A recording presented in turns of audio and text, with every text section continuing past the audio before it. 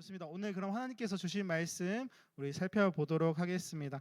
오늘 하나님께서 주신 말씀은 마태복음 28장 16절에서 20절 말씀입니다. 우리 짧으니까 함께 읽도록 하겠습니다. 짧은 말씀이니까 우리 함께 합독하여서 읽도록 하겠습니다. 시작. 11제자가 갈릴리에 가서 예수께서 지시한 산에 이르러 예수를 배웠고 경배하나 아직도 의심하는 사람들이 있더라. 예수께서 나와 말씀하여 이르시되 하늘과 땅의 모든 권세를 내게 주셨으니 그러므로 너희는 가서 모든 민족을 제자로 삼아 아버지와 아들과 성령의 이름으로 세례를 베풀고 내가 너희에게 분부한 모든 것을 가르쳐 지키게 하라. 볼지어다 내가 세상 끝날까지 너희와 항상 함께 있으리라 하시니라. 아멘. 네, 오늘도 말씀을 시작하면서 한 가지 질문을 드리고 싶습니다. 여러분의 이름은 무엇인가요? 아주 쉬운 질문이죠. 그래, 모르시는 거예요? 아시는데 이제 그냥 좀 부끄러워서 그러신 거죠? 그럼 다른 반대로 저의 이름은 무엇인가요? 그렇죠? 홀리피스트. 네, 감사해요. 이성권입니다. 그런데 여러분 저를 부를 때 이성권이라고 부르세요? 여기 저 지나가고 있으면 이성권 이렇게 부르세요? 그렇지 않죠? 아니죠. 강도사라고부터 부르지 않죠. 강도사님 뭐 이렇게 부르겠죠. 도사님, 그렇죠. 뭐 여러 가지 뭐 있을 수 있어요. 그런데 이렇게 하는 게 마찬가지로 무슨 말 하고 싶냐면은 여러분은 각자 이름을 가지고 계시지만 누군가에게 불릴 때 매번 같은 이름으로 또 불리진 않을 수 있다. 매번 같은 명칭으로 불리지는 않을 수 있다라고 이야기를 드립니다. 분명히 이름이 있지만 우리는 살아가면서 우리에게 주어진 이름 외에 다양한 그런 지칭하는 것들, 명칭들도 불릴 때가 있습니다. 그래서 나는 어떤 이름을 가지고 있는지 한번 생각해 보자는 것이에요. 그래서 학교를 다니고 있으면 뭐 학생, 아니면 그 속에서도 선배, 후배, 직장을 다니면 직장인, 그 속에서도 사원, 대리. 근데 뭐 어떻게 부르는지 사실 제가 회사를 안 다녀서 잘 모르겠어요. 뭐 회사마다 다를 수도 있고, 뭐 사원, 대리, 팀장, 과장, 부장, 뭐 등등. 그리고 또 직업별로도 부를 수 있을 것 같아요. 선생님, 뭐 의사, 요리사, 뭐 회사원, 뭐 등등. 그리고 또 가족 내에서도 또 다르죠. 엄마, 아빠, 그리고 형, 누나, 언니 등등. 그렇죠? 그래서 이렇게 이런 것들도 있고 뭐 소속된 단체나 공유하는 사상들로 구분하여서 이런 것들로 부르기도 합니다. 이렇듯이 사람들은 자신의 이름 외에 자신을 표현하는 다양한 명칭들을 가지고 있습니다. 그래서 여러분들은 어떠냐는 거예요. 여러분들은 그리고 성도님들은 어떤 이름을 가지고 있냐라고 물어보고 싶습니다. 아마 각자 마음으로 떠오르시는 몇몇의 이름들, 명칭들이 있을 것 같아요. 그런데면 여기서 여기 있는 우리를 묶어줄 수 있는 명칭도 있을까요? 아까 제가 여러분을 뭐라고 불렀죠? 그렇죠? 여러분이라고 했는데 성도라고 불렀죠. 제가 보통 여러분들한테 부를 때 성도님이라고 이렇게 말 잘 안 하잖아요. 저도 이제 여러분들에게 성도님이라고 부르기가 되게 어색해서 뭐 청년들 우리면 뭐 이렇게 여러분 이렇게 부르지 성도님이라고 부르지 않는데 우리를 이렇게 묶어줄 수 있는 이름 중에 하나가 바로 성도라는 이름입니다. 다른 말로 우리는 이것을 그리스도인이라고 우리가 표현할 수 있겠습니다. 그런데 여기서 우리는 한 가지 질문이 더 생깁니다. 그리스도인이라는 것은 어떤 사람들을 말하는 것일까? 사실 하반기 제가 계속하여서 요즘에 이제 제자 훈련을 우리 계속하고 있잖아요. 거의 이제 마지막 끝날 때가 됐는데 우리 훈련생들과 함께하면서 제가 늘 항상 고민하는 건 이거예요. 제자 훈련하면서 배우는 게 무엇이냐면 뭔가 신앙의 기초 그리고 우리가 신앙에서 알아야 하는 것들 그런 것들을 배우면서 사실 여러 가지 신앙적 그리고 신학적 이야기들을 하고 기본에 대해서 고민하게 되는 것 같아요. 그래서 십자가는 무엇인지, 하나님이란 누구신지, 예수님이란 누구신지, 인간은 무엇이고 죄는 무엇인지, 그리고 믿음이란 무엇인지, 또 그리스도인들이란 어떤 사람들인지 이런 것들을 고민하게 돼요. 그러면 이 그리스도인이란 어떤 사람인가, 누구인가, 우리는 왜 그리스도인이라고 불리게 되었을까? 그리고 그 의미는 무엇일까? 이런 것들에 대해 질문을 해보게 되었습니다. 사실 이것은 직업에 따른 구분이나 아니면 태어났을 때부터 정해진 역할이나 누가 명명해준 정해준 명칭 뭐 이런 것들일까요? 우리 한번 오늘 이것을 본문을 살펴보면서 찾아보기 원합니다. 오늘 본문의 배경을 먼저 설명한다 그러면 이때는 예수님께서 십자가에서 달려 돌아가신 후에 다시 부활하신 이후의 사건을 다루고 있습니다. 부활하신 예수님은 당연하게도 자기의 사랑하시는 사람들을 찾아갔죠. 그의 제자들 그리고 성도들 그런데 우리 함께 읽었던 마태복음 28장 16절과 17절을 잠시 보면 어쩌면 당연하지만 이상한 점을 하나 발견하게 돼요. 11제자, 그러니까 12제자에서 가룟 유다를 제외한 11제자가 예수께서 말씀하셨던, 예수님께서 가라고 하셨던 산에 이르렀는데 예수님을 뵙고 경배하는 사람도 있었지만 어떤 사람이 있었대요? 의심하는 사람이 있었대요. 의심하는 사람이 있었다라고 그렇게 이야기를 하고 있습니다. 그러면 말씀대로 보자면은 예수님의 부활을 의심하는 제자들이 있었다라는 말일까요? 왜냐하면 그 앞에 나오는 거는 사실 제자들이거든요. 그런데 그건 또 아닐 것 같아요. 왜냐하면 마태복음만을 본다 그러면 예수님께서 부활하시고 제자들을 만난 적이 오늘 본문이 처음인 것 같아 보이지만 다른 복음서를 참고할 때는 우리가 지금까지 봤던 뭐 누가복음, 요한복음 등등을 찾아봤을 때는 이미 엠마오로 가는 제자들, 그러니까 그 전에 갔던 제자들에게 나타나셨고 또 도마라는 제자는 예수님의 그런 손에 뭐 못자국에 손을 넣어서 확인하기까지 했으니까요. 그래서 즉 17절에서 말하는 의심하는 사람들이 있었다라는 말은 무슨 말이냐면 11제자가 아닌 다른 사람들이 있었다라고 해석하는 것이 바람직하다고 합니다. 그래서 제자들도 있었지만 믿지 못하는 사람들도 있었다. 그 자리에. 그래서 여기서 우리는 그리스도인에 대해서 첫 번째 사실을 발견합니다. 그리스도인이라는 것은 바로 믿는 사람입니다. 믿는 사람. 사실 그리스도인이라는 것은 어떤 말일까요? 너무나 당연하게도 그리스도와 그리고 사람인 합성된 단어로서 그리스도와 관련된 그리스도에 속한 사람이라는 것을 우리는 추측해 볼 수가 있습니다. 더 나아가서 그리스도인이라는 단어에 대해서 사전적으로 정의해 본다라면 이렇게 우리가 말할 수 있을 것 같아요. 예수 그리스도를 믿고 구세주로 고백한 자, 예수님의 제자나 성도들에게 붙여진 거룩한 호칭. 즉 그리스도를 믿고 구세주로 고백한 사람들이 바로 그리스도인인 것입니다. 또 예수님의 제자나 성도들에게 붙여진 호칭이에요. 그렇습니다. 쉽게 그리스도인이라는 것은 예수 그리스도를 믿는 사람이라고 그렇게 정의를 할 수 있겠습니다. 그런 의미에서 예수님을 뵙고 경배하면서 믿었던 11제자는 그리스도인이라고 할 수 있을 것 같아요. 그럼 그 외에 아직도 의심하고 있는 사람들은 어떻게 되는 걸까요? 그들은 그리스도인들이 아닌 걸까요? 그러나 여기서 의심하다라는 단어의 원어를 살펴봤을 때는요, 이 원어는 디스타조라고 해가지고 의심을 하는 것이 확고한 불신을 의미한다기보다는 불확실함을 의미한다고 할 수 있겠습니다. 그런데 불확실하다는 거 어쩌면 당연한 거 아닐까요? 이전에 도마조차도 제자라는 도마조차도 의심한 적이 있고 이 사건은 십자가에서 죽고 무덤까지 들어가기까지 했는데 다시 살아났던 쉽게 믿기 어려운 사건이기 때문입니다. 그래서 그런 그들에게 아직 의심으로 주저하고 있는 그들에게 18절 예수께서 나와 말씀하여 이르시되 예수님이 나와 오십니다. 말씀하십니다. 여기서 예수님께서 나오셨다라는 말은 마태복음에서 단 2번 등장하는데요. 먼저는 변화산에서 영광스러운 모습으로 변화하여서 모세와 엘리야와 함께 이야기하던 때, 그리고 예수님과 함께 있던 그 제자들이 또 오늘 이때.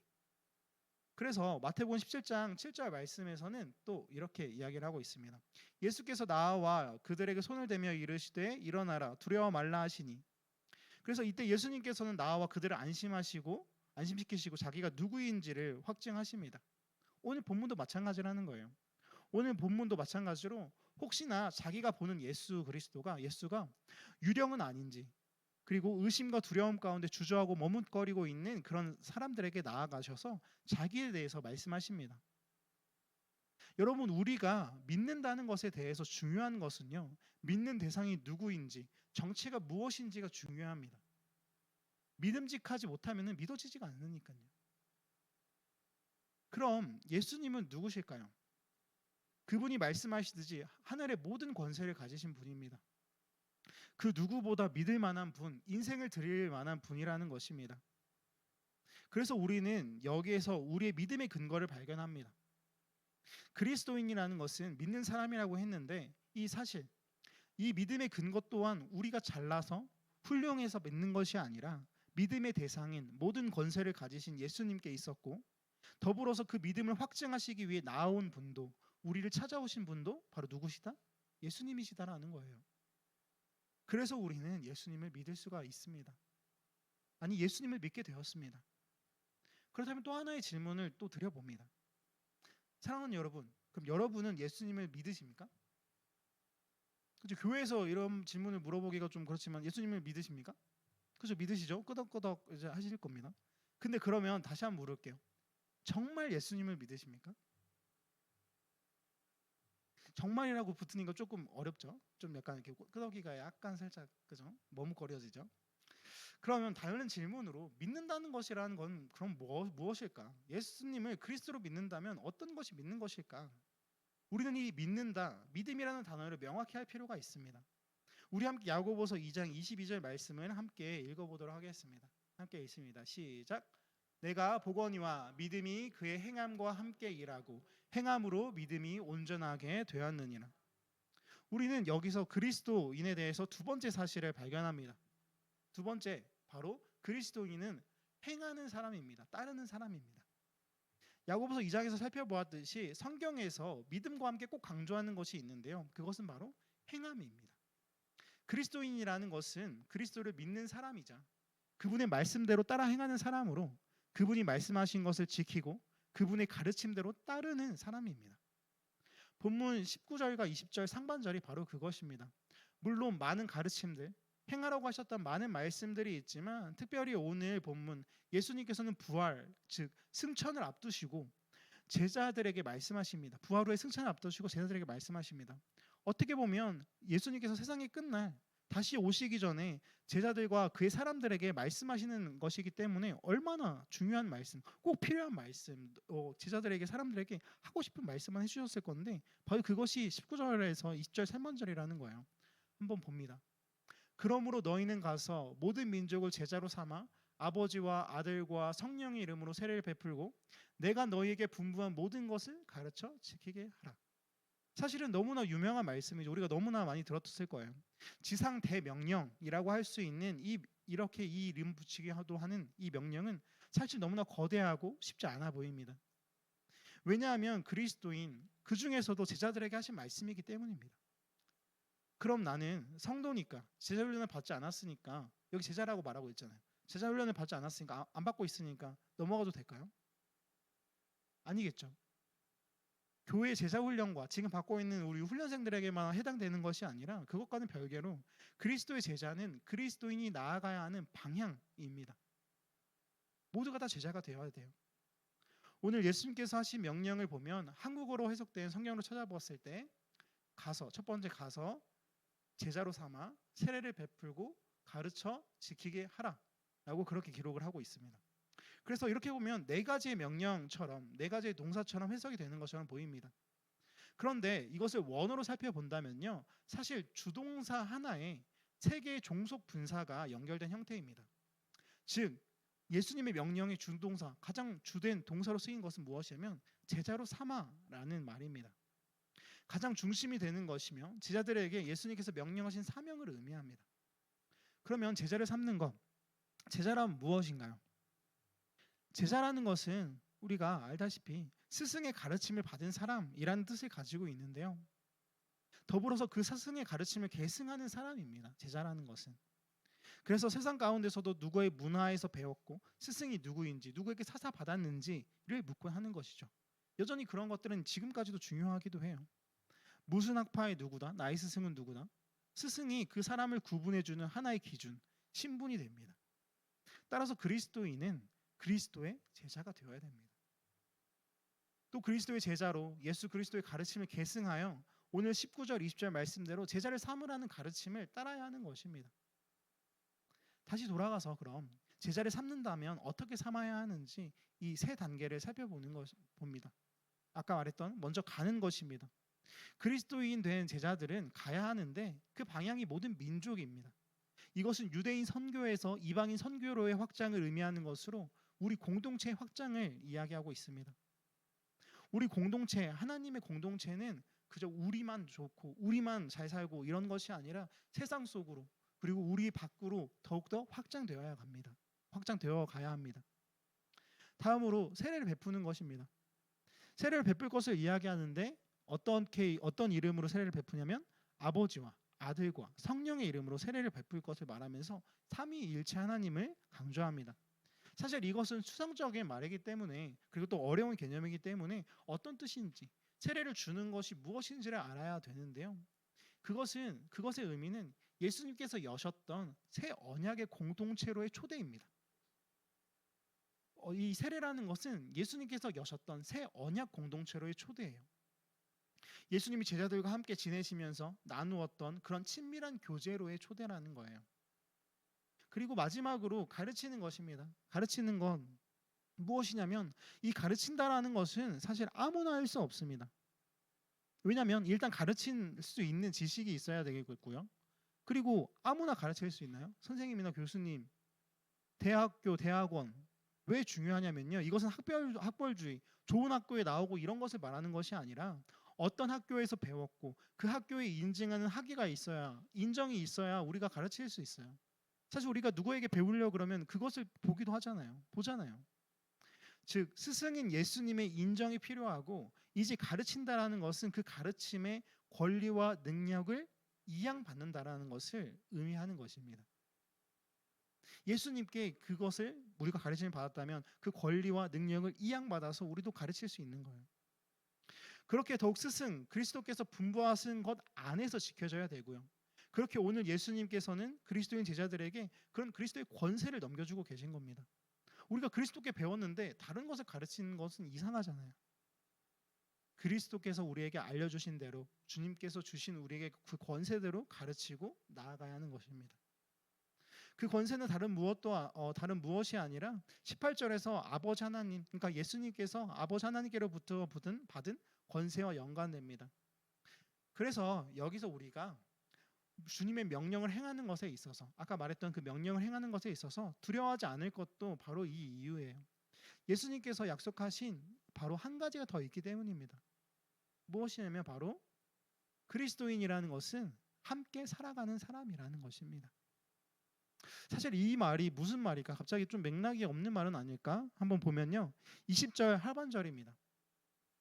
볼지어다 내가 세상 끝날까지 너희와 항상 함께 있으리라 하시니라.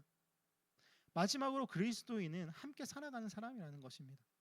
예수님께서는 이 명령을 하시면서 아까 말했던 그 명령을 하시면서 세상 끝날 즉 다시 예수님께서 오시는 재림의 날까지 항상 함께 하시겠다라고 약속하십니다. 이 함께 하시는 것 왜 필요할까요? 한 이야기를 제가 소개해 보겠습니다. 어떤 사람이 제자들에게 사과, 그러니까 먹는 사과를 알려주었습니다. 먹는 사과를 알려줬어요.